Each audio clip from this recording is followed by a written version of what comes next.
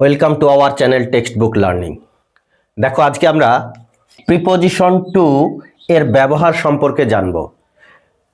Two খুবই গুরুত্বপূর্ণ একটা প্রিপোজিশন, যেটার ব্যবহার ইংরেজিতে বহুল পরিমাণে আছে। প্রিপোজিশন টু কখন, কিভাবে, কেন আমরা ব্যবহার করব সেই সম্পর্কে আমরা জানার চেষ্টা করি। দেখো, প্রিপোজিশন টু এর যদি অর্থ বলি আমরা, তাহলে এর অর্থ দাঁড়ায় সাধারণত কোনো দিকে বা প্রতি বা কাছে বা পর্যন্ত, জন্য, সাথে ইত্যাদি এর অর্থটা বোঝায়। এবার কোন ধরনের বাক্য গঠনের ক্ষেত্রে আমরা প্রিপোজিশন টু ব্যবহার করব সেই সম্পর্কে আমরা জানার চেষ্টা করি। দেখো, প্রথমে আমি লিখেছি কোনো দিকে বা গন্তব্য বোঝালে পারে আমরা প্রিপোজিশন টু ব্যবহার করি।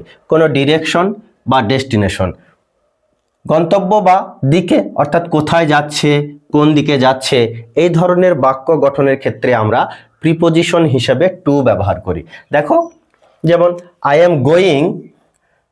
এম গোয়িং টু স্কুল, অর্থাৎ আমার গন্তব্যটা স্কুলের দিকে, তাই না?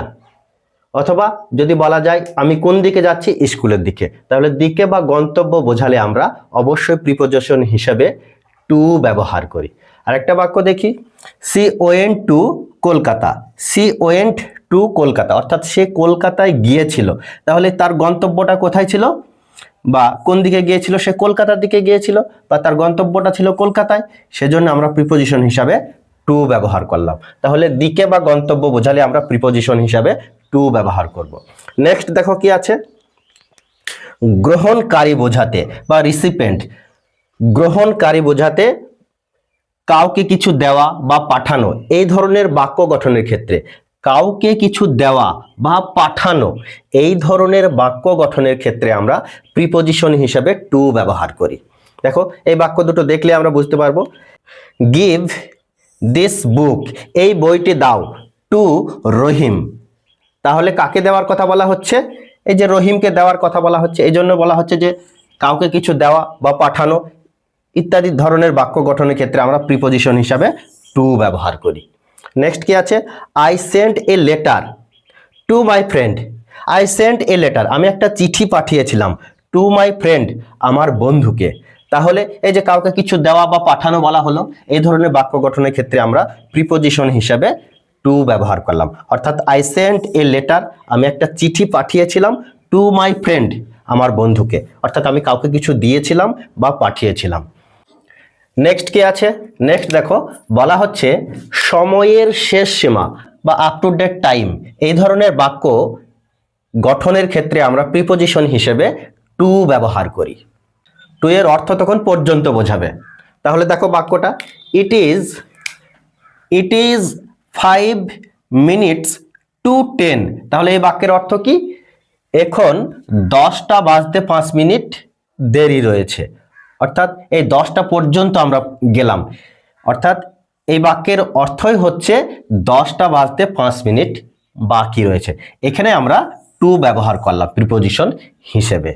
নেক্সট কি আছে, দ্য শপ, দোকান, is open from 9 AM to 5 PM, অর্থাৎ দোকানটা খোলা থাকে সকাল 9টা থেকে বিকেল 5টা পর্যন্ত।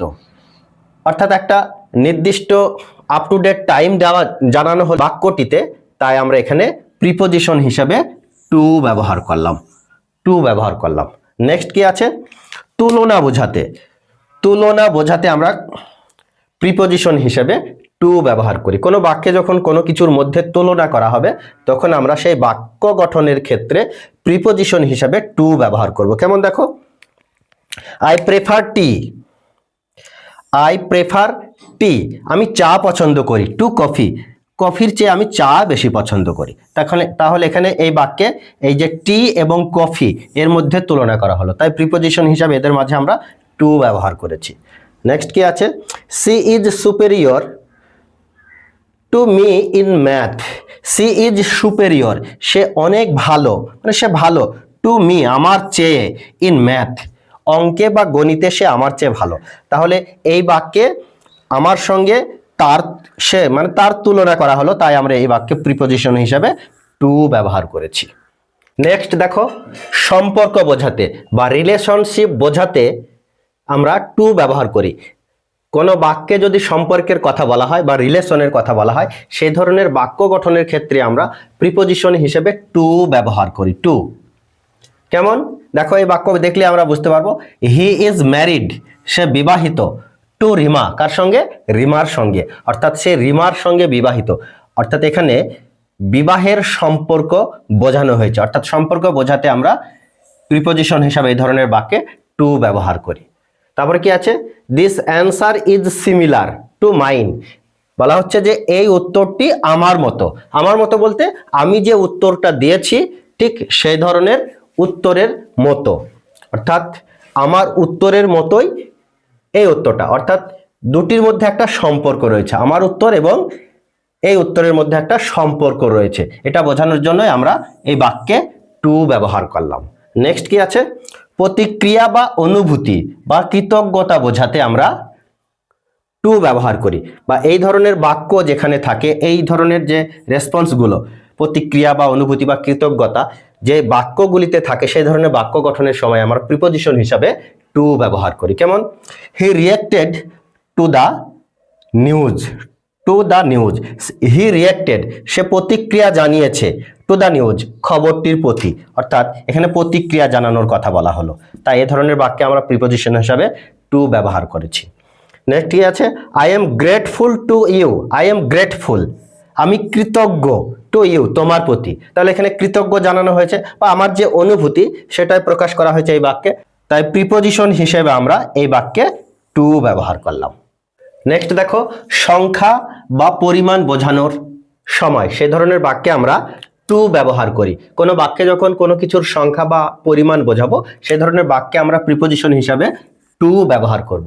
যেমন এই বাক্যে বলা হয়েছে দ্য স্কোর ওয়াজ 3-1, তাহলে স্কোর ছিল কি? 3-1, অর্থাৎ দুটি পক্ষের মধ্যে যে খেলার স্কোর হয়, একজনের হয়তো 3 ছিল, একজনের 1 ছিল। এটা বোঝানোর জন্য এই বাক্যে আমরা প্রিপোজিশন হিসাবে টু ব্যবহার করেছি। নেক্সট কি আছে?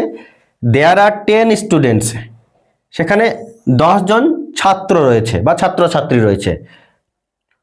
টু ওয়ান টিচার, একজন শিক্ষকের জন্য 10টা ছাত্র রয়েছে। অর্থাৎ এই যে সংখ্যা বা পরিমাণ বোঝালাম এই বাক্যে, সেই বাক্য গঠনের সময় আমরা প্রিপোজিশন হিসাবে টু ব্যবহার করলাম। দেখো নেক্সট, উদ্দেশ্য বোঝাতে বা পারপস বোঝাতে যে ধরনের বাক্য আমরা গঠন করি, সে ধরনের বাক্য গঠনের ক্ষেত্রে আমরা প্রিপোজিশন হিসাবে টু ব্যবহার করি। তবে দেখে নিই কেমন। এখানে বলা হচ্ছে আই ওয়েন্ট, আমি গিয়েছিলাম, to market to by vegetables, অর্থাৎ আমি সবজি কেনার জন্য মার্কেটে গিয়েছিলাম। তাহলে এখানে আমরা প্রিপোজিশন হিসাবে টু ব্যবহার করলাম।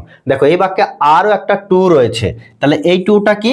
এই টুটা কিন্তু প্রিপোজিশন নয়, এই ধরনের টুকে বলা হয় ইনফিনিটিভ। তাহলে ইনফিনিটিভ আমরা কাদের বলবো? যখন মূল ভার্ব, অর্থাৎ ভার্বের যখন বেস ফর্ম থাকবে, যে বাই বা কেনা, এটা হচ্ছে ভার্ব, ভার্বের আগে যখন টু থাকবে, অর্থাৎ ভার্ব, এই যে ভার্ব, মূল ভার্ব, এর আগে যদি টু থাকে, তবে সেই টুটাকে আমরা প্রিপোজিশন না বলে ইনফিনিটিভ বলবো। ইনফিনিটিভ, অর্থাৎ টু থাকলেই যে সেটা প্রিপোজিশন হবে এমনটা নয়। ভার্বের মূল ফর্ম অর্থাৎ বেস ফর্ম, তার আগে যদি টু থাকে, সেই টুটা প্রিপোজিশন না হয়ে অবশ্যই ইনফিনিটিভ হবে। তাহলে আমরা ইনফিনিটিভ জিনিসটা আমরা বুঝতে পারলাম, তাহলে এটাকে আমরা ইনফিনিটিভ বলবো। এই টোটাল বিষয়টা হচ্ছে ইনফিনিটিভ, অর্থাৎ এটা কিন্তু প্রিপোজিশন নয়, খেয়াল রাখতে হবে। নেক্সট কি আছে? সে স্টাডিজ হার্ড, সে কঠোরভাবে পড়ছে, টু পাস দ্য এক্সামিনেশন। দেখো এখানেও কিন্তু ভার্ব রয়েছে, তাই না? পাস, সেজন্য এই যে টুটা আছে, এই টুটা কিন্তু ইনফিনিটিভ, অর্থাৎ সে পাস করার জন্য পড়ছে। এই ভার্বের আগে কিন্তু টু রয়েছে, তাই এই টুটাকে আমরা কি বলবো? Infinitive, not preposition. তারপরে আর একটা বাক্য আছে, দেখো হি ওয়েন্ট, সে গিয়েছিল, টু বোলপুর, বোলপুরে গিয়েছিল, টু এনজয় উৎসব। বোলপুরে যে উৎসব হয়, সে উৎসব এনজয় করার জন্য সে বোলপুরে গিয়েছিল। তাহলে সি ওয়েন্ট টু বোলপুর, এই যে এই টুটা হচ্ছে প্রিপোজিশন, কিন্তু এই যে ভার্ব রয়েছে এনজয় করা, বা আনন্দ করা, এই ভার্বের আগে টু বসেছে, সুতরাং এই টুটা হলো ইনফিনিটিভ, এটা কিন্তু প্রিপোজিশন নয়। তাহলে মূল ভার্বের আগে যদি টু বসে সেই টুকে আমরা অবশ্যই ইনফিনিটিভ বলবো।